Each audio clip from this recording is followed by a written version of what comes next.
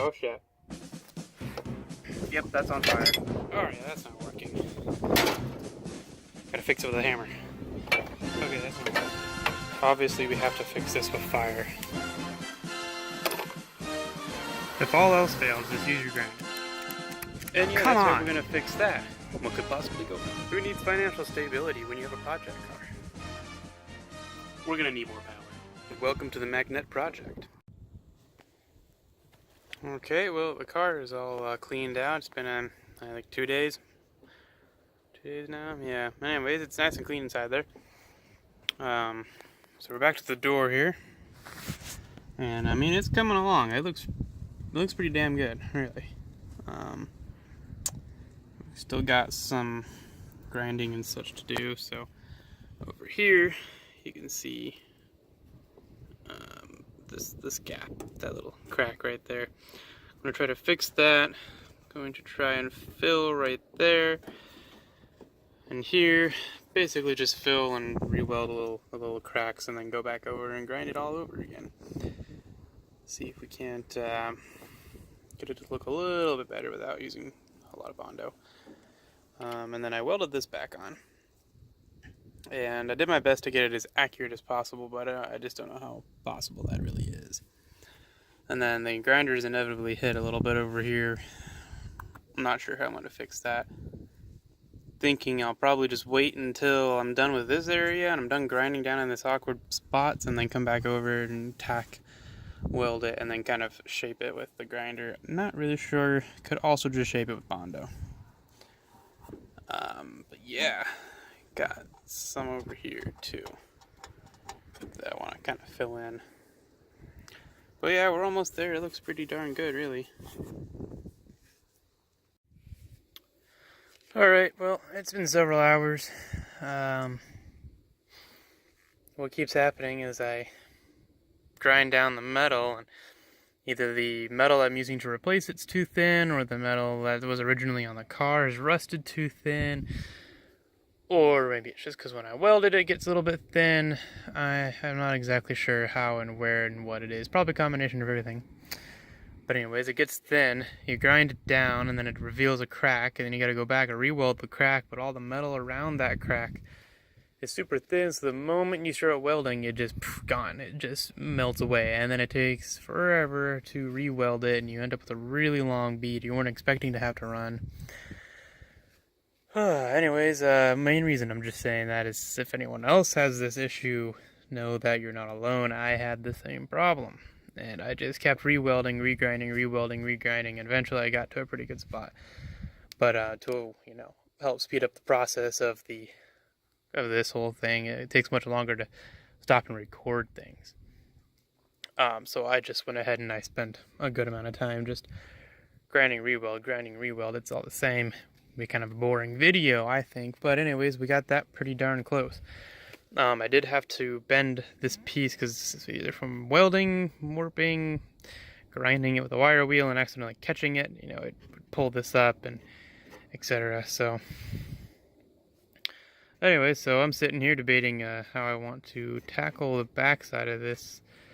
And I mean, you can't even tell where the metal goes, so I might just tack weld along here and then grind it again. More tacking than, grinding. But the issue is because... shoot, one moment. Alright, once again for the third time. Alright, so yeah. I went through and I cut this and ground it flat. But anyway, so you can't even really tell by feeling it, the difference. I mean, you can see it. This is where I welded, this is where I didn't. The very bottom of the door, you can't even see it without getting on the ground and looking at it. And what I'm suspecting here is... I was going to put a piece of metal here that would replicate this across, but I don't think it's necessary. I'm just going to tack along the edge right there, and come back with a grinder and grind it so it looks nice and flat, and then that's going to be the door. We'll slap some primer on it to keep it from rusting until we get to the point of actual paint and bondo and such. Might need to cut that piece off right here. Not sure. But anyway, so then also through here, after I welded it, it was all kind of cattywampus, so I took my body hammer and just tappy tap down there. That helped flatten it out a lot too. So yeah, I'm pretty pleased with it overall. I have my gripes, of course, but I'm not a professional, so I think this is really good for a non-professional, and that's what we're gonna keep it at. Okay, well, finally I think the door's done. Welding at least, you know, I gotta come back with bondo still, but yeah, I got down in that corner, welded it, ground it down, looks pretty good. So yeah, we're gonna slap some paint on it just to protect it from rust until, you know, we get to the point where I have bondo. Kind of broke, so, you know, I can't afford a gallon bondo right now. But, you know, one problem at a time. Alright, so the primer that I have is like a rust fighting primer, so it's supposed to stop rust at the same time. I've already gone over all the rust on this with a wire wheel. I mean, that's about as good as it's gonna get. So we'll spray it, and then I've had pretty good luck with it in the past. Had a go-kart that would constantly rust out because, you know, you'd hit rocks and stuff and got really bad rust in some spots, but it never came back after I sprayed it with that rust stuff, so I'm pretty trusting in the product.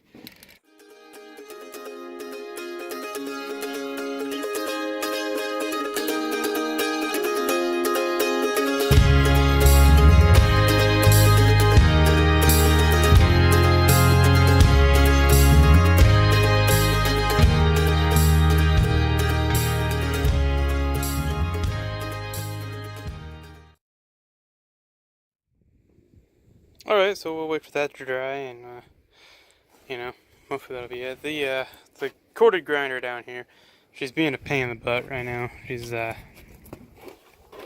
decided to, not work all the time. There's a loose connection.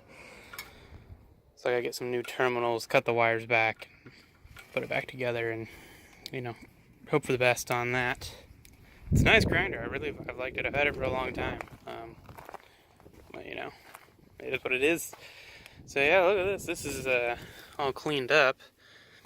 It looks better. Like, the rust is still bad. The brown washer didn't hide that fact at all, but you can see it a little better. It's not as strange and dusty looking as it was. So yeah, that's the rust. And I think what we'll end up doing is we'll take this tire off here and we'll put the car in jack stands, and we'll really just kind of cut almost all of this out. Some parts are still pretty thick, pretty good, but yeah, we're going to cut up to like here, and then I'm going to try and just reinforce this because that's in the perfect location because it hasn't totally rusted out yet, and I don't want to have to relocate that nut.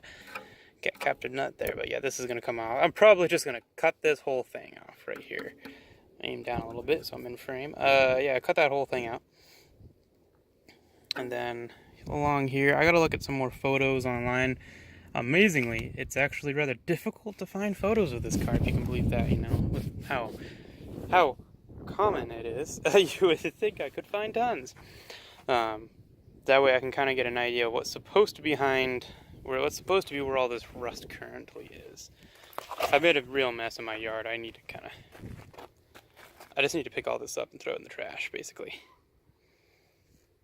Yeah. And here, it got a little bit dusty. That's just dust.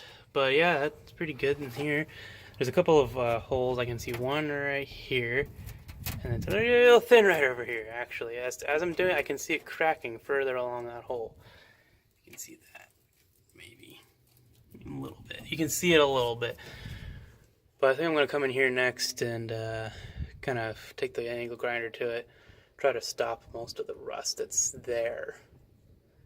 So yeah, I think some of these weaker spots, like over here, we're going to come back in. I think we're going to add some steel to it to reinforce it, mostly. But anyways, I need to get a bottle of water. Alright, sorry, I had to go get some water. It's literally 106 degrees outside. That's not embellishing the temperature. That's actually how hot it is out here, so you know, Gotta stay hydrated. Alright, so, we're gonna see if I can find a way to set up the camera so you can see me do my grinding on this area.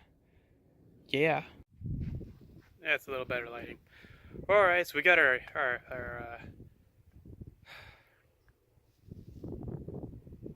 got my ear protection on and my safety glasses, even though the safety glasses have dust in them, because no matter where I put them in the toolbox, the dust finds its way in there. So they are hard to see out of, but it's even harder to see when there's a piece of wire wheel stuck in your eye. So there's that.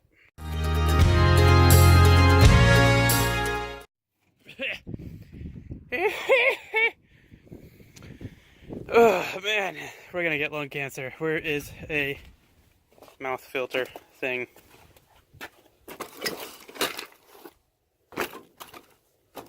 Shit.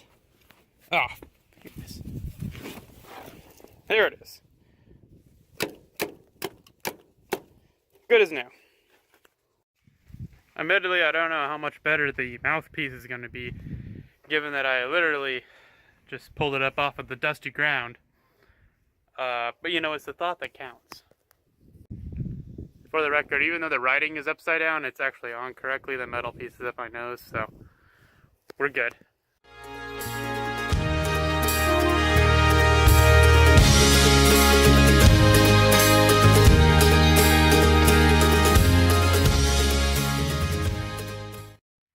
Alright, so judging by the condition of my arms,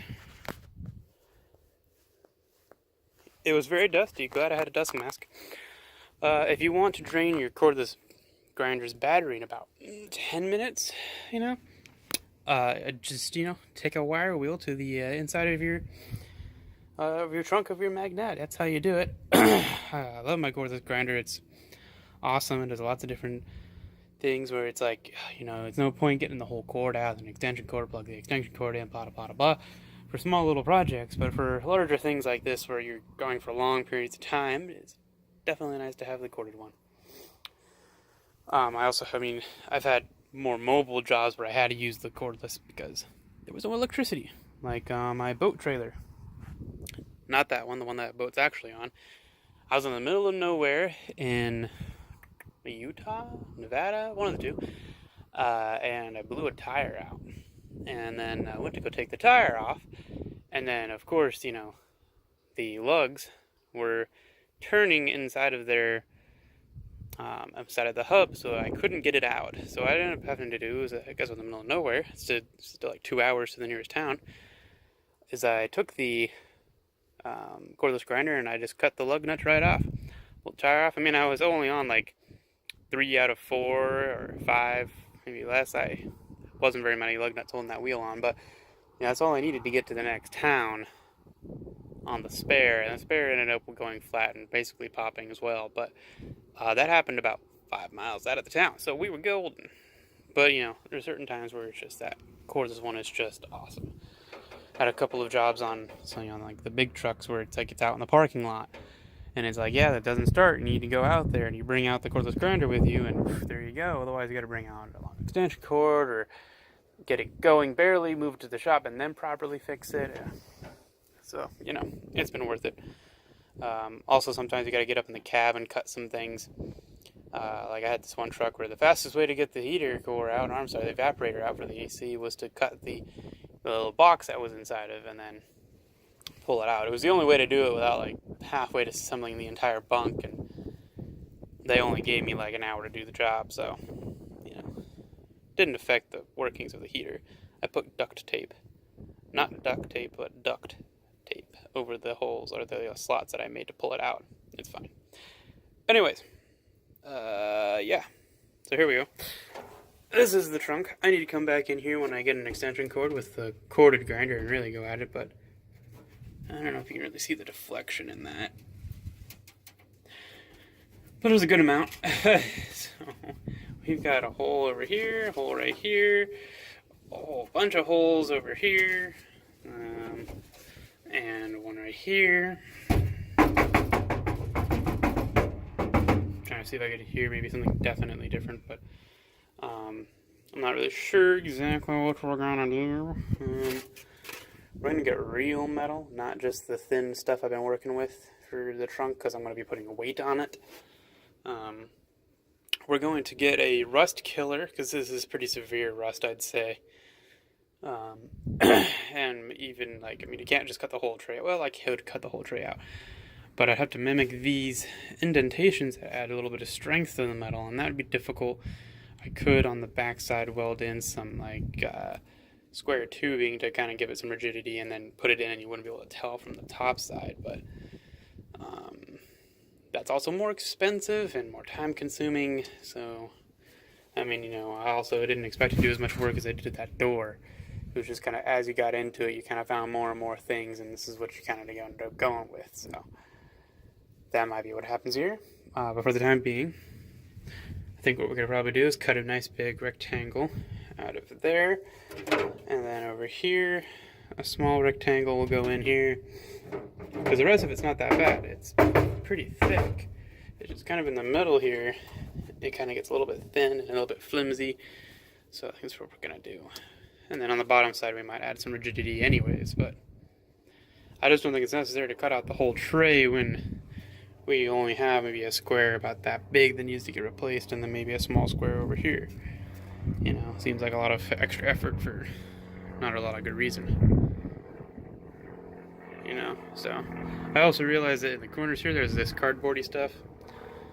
I'm gonna have to take that out and inspect those areas, but I think they're fine. Alright, well, I think that's enough work for one day. I'm gonna pick up some of the garbage and then go inside. Like I said, it's really, really hot out here. You can only take so much of it before you're just like, yep, I'm done. And then, you know, the shop I work at is open. All the doors are open. We have swamp coolers going. We try to keep the doors closed, so it's not bad, but I mean, like I said, you know, you can only do it for so long before you kind of are like, yeah, I need to go sit in a cool area where I'm not going to die of hypothermia. I mean heat stroke, not hypothermia. So the only interesting weather that happens out here is monsoon season. It started, and that is all a haboob that you can see from my house. It's moving towards us, but there's like no wind at all. Like, in fact, behind me it's sunny still. So yeah, it's kind of cool.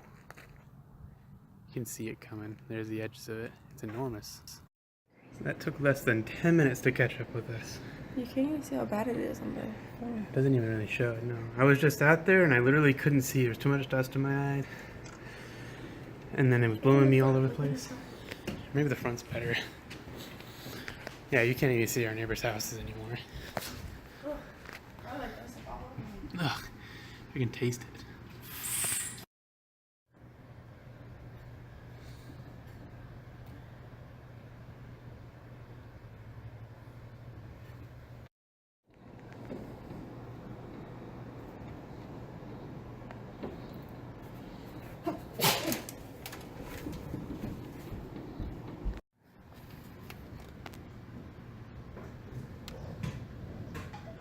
Jesus Christ.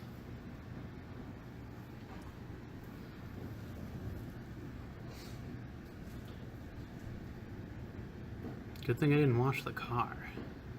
God, it's moving so fast.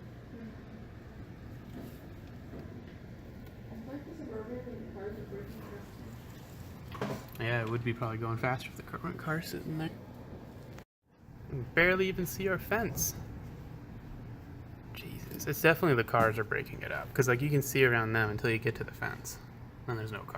We took the car parts inside. It's okay, guys. And the welder and the gasket. And look at how much dust got in that.